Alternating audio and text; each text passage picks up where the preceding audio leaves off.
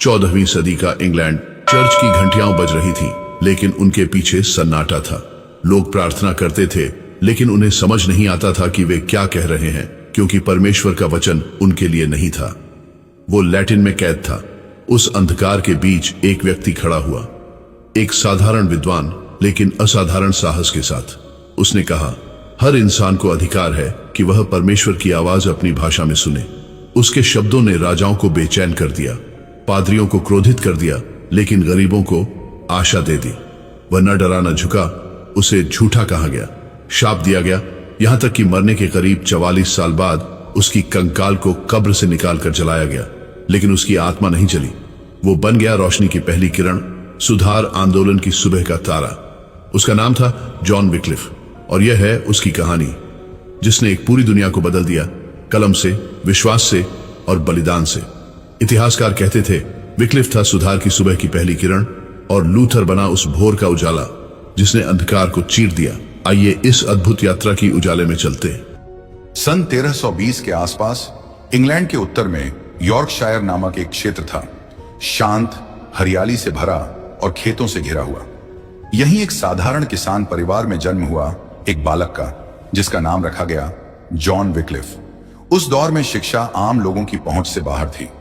खास तौर पर गांवों में तो लोग केवल काम काज जानते थे, खेत जोतना, पशु पालना और सादा जीवन जीना। लेकिन जॉन कुछ अलग था। उसमें कुछ विशेष था। एक चुप्पी जो सोचती थी, एक नजर जो हर बात को गौर से देखती थी। उसके माता पिता धार्मिक थे।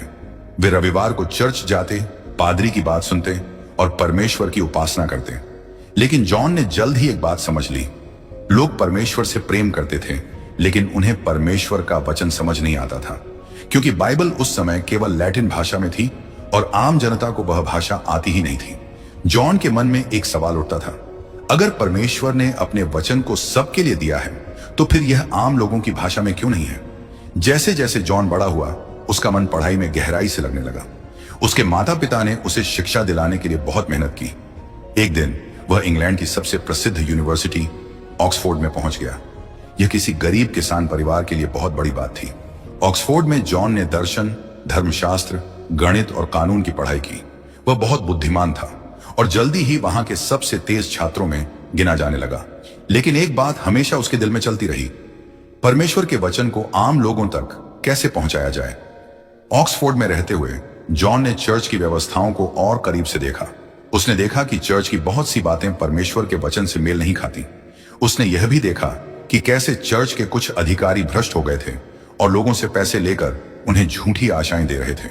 उसे दुख हुआ, उसे क्रोध भी आया, पर सबसे ज्यादा उसे एक जिम्मेदारी का एहसास हुआ। वह समझ चुका था कि शिक्षा और ज्ञान उसे सिर्फ ऊंचा पद या सम्मान नहीं देंगे। यह ज्ञान उसे इसलिए मिला है ताकि वह अंधकार में रोशनी ला सके। उस दिन से उसका जीवन बदल गया। वह सिर्फ एक प्रोफेसर या पादरी नहीं बनना चाहता था, वह एक सत्य का वाहक बनना चाहता था। ऑक्सफोर्ड यूनिवर्सिटी में शिक्षा पूरी करने के बाद जॉन विक्लिफ अब एक विद्वान बन चुका था।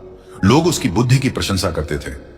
वह चर्च के सिद्धांतों का गहराई से अध्ययन कर रहा था, लेकिन जितना ज्यादा वह पढ़ता और जानता, उतनी ही उसकी आत्मा बेचैन होने लगी। उसे लगने लगा कि कुछ तो गलत है। चर्च में भव्यता थी, सोने के सिंहासन थे, भारी वस्त्र थे, ऊंचे भवन और सजावटी स्तंभ थे, लेकिन उन सब के बीच कहीं सच्चाई की आवाज खो गई थी। विक्लिफ ने देखा कि आम लोग भूखे हैं, गरीब हैं, लेकिन चर्च उनसे और पैसे मांगता है। पाप मुक्ति के नाम पर चर्च लोगों से पैसे लेता है, और जिनके पास पैसे नहीं हैं, उन्हें